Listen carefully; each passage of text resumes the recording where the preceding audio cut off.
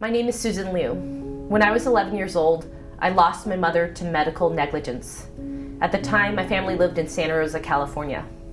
A California law passed by politicians in 1975 limited my family's rights when my mother died and continues to limit the rights of families like mine today. My mother was a Vietnamese refugee and the matriarch of our 13-person household. She ran our family business, 2 nail salons, and was a pillar of strength for our family. She went in for elective plastic surgery with a surgeon who advertised specifically to Vietnamese immigrants. She felt she could trust him because of his history of working with Vietnamese people. What she didn't know was that this surgeon had 24 lawsuits against him, operated out of an unaccredited facility, and was performing surgeries without an anesthesiologist.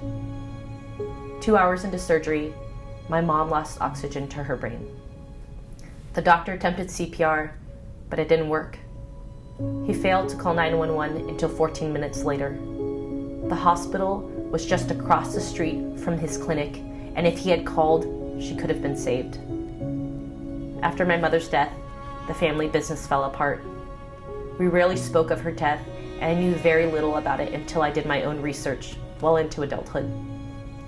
When I learned that my mother had died and other patients had been harmed at the hands of a negligent doctor, I felt a call to action. Because of the 1975 limits on patients' rights, my mom's surgeon was never held accountable. Sharing our family's experience is one way to bring awareness to this lack of medical accountability. My one-woman show, 140 Pounds, How Beauty Killed My Mother, is a true story of how my mother died from plastic surgery malpractice and my search to find the man responsible for my mother's death. I don't want any family to go through what we went through. Please join me and support updating the 1975 limits on injured patients' rights after 45 years.